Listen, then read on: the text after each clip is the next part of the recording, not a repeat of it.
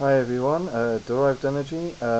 Today I'll be making a video um, and responding to Daniel Dennett and Richard Dawkins, and in this clip I'm going to play they talk about life, death and suffering and how science can, if it can, offer any consolations. Yes, come on. Dan, it's lovely to see you looking so fit and obviously pulled through so marvellously from your operation. But there's going to come a time when we don't pull through. Yeah, what about that? What about that? Do we get consolation from science, from Darwin, from what? Well, I guess we do. Oh, well, I guess we do. I mean, he's a philosopher, and that's the best he can do. Well, I guess we do. I mean, what? A dear professor of mine just died just a few days ago, and I've been thinking about it. And the idea that he lives for eternity in heaven doesn't give me any consolation at all. The idea that his memory lives on with his children, and with his friends and his colleagues, and of course. So, Daniel Dennett is saying that his friend gains solace from living immortally, vicariously through his children. I mean, is that why many people have children? They feel that they're living vicariously through their children. It's using children as instrumental tools, and it's bizarre. This concept of living through your children is bizarre, because the way DNA is configured just changes so quickly. You know, after a few generations, it barely resembles the arrangement of DNA that produced the future manifestations of DNA through several generations of procreation. So it's such a illogical sentiment to have that you're somehow vicariously living through your children. It's bizarre. He has his work, or he had his work, which will live on. Not everybody gets that kind of legacy. So why even bring it up? So your friend, you know, he published some work. I mean, how many people who have ever lived have actually published some work, you know, in books? And I think that for those that we love that die young or without that sort of issue, the best consolation is just that they had a chance. They got to be on this stupendous planet.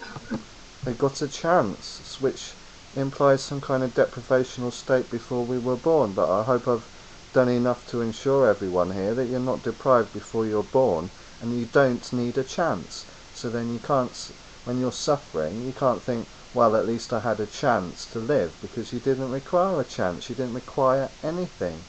And just labelling the planet as stupendous, I mean, as in Mendham says, we live on a bug planet. It's not stupendous, not if you're looking at it objectively and rationally.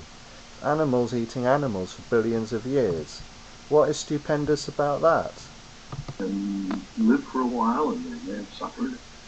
And I think seeing our suffering in the guise of the whole cosmos can make it seem not quite so earth-shatteringly special. Yeah. Yeah, not so earth-shatteringly special. I mean, if I'm in pain or if I'm suffering a lot, I'm still hurting and it's still painful and I'm still suffering. You can try and put it in the context of the universe or the solar system or whatever, but some things just bloody hurt, alright? But you're right, it is a consolation to have a few books behind one, or musical compositions, or I suppose a great family life, and there are plenty of things of that sort. I'm rather moved by the astounding improbability of my own existence. When you think about the odds against our coming into existence, it is a huge privilege to be here. And I sort of feel that you want to say that when people say they're bored, you have no business to be bored. You exist. There are gazillions of people who could have existed in your place, and many of them would have been a lot better than you. So stop whinging. And the same thing when people bemoan their lot, or indeed bemoan the fact that life is going to come to an end. You're lucky to have had anything at all, is what I feel like saying to them. Stop moaning. Exactly. I don't understand this. I mean, why should you be thankful that you got something when you wouldn't have even missed out on it if you hadn't been born? It doesn't make any sense at all. And we're not filled with fear and trembling at the thought that there were all those years before we were alive. So it shouldn't bother us that there are going to be all those years when we're not alive. Mark Twain, I think, said, I was dead for billions and billions of years before I was born and never suffered the slightest inconvenience. Yeah, right, sure. Yeah, exactly. Mark Twain said, I wasn't born for billions of years, and I wasn't troubled by any inconvenience whatsoever. You weren't bothered or inconvenienced by any deprivational states as well as pain and suffering. So there's absolutely nothing wrong with never having come into existence. It's the coming into existence where all the pain and harm and suffering and vulnerability stems from. And Dawkins' previous point about gaining solace from the extreme unlikelihood of us being here just doesn't weigh up. It doesn't stack up. I mean, statistically, very low chance of being locked into a torture chamber with a sadist, but it still wouldn't be very nice, just because something is highly improbable, it doesn't mean by default that that's a good, positive thing.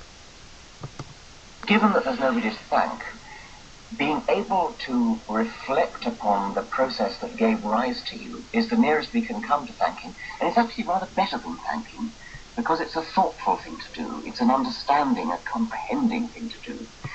What we should thank? You see, he's just taking it for read that we should be thankful that we came into existence.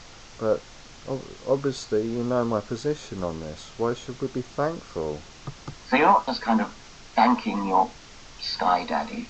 You're marveling in the fact that you are here, and the process that gave rise to you is the same process that gave rise to all these trees and the earth. It's no accident that we are surrounded by an entire ecosystem. We couldn't exist without it. Thanking something, it can be sublimated into understanding how it all happened, and I think you get the same.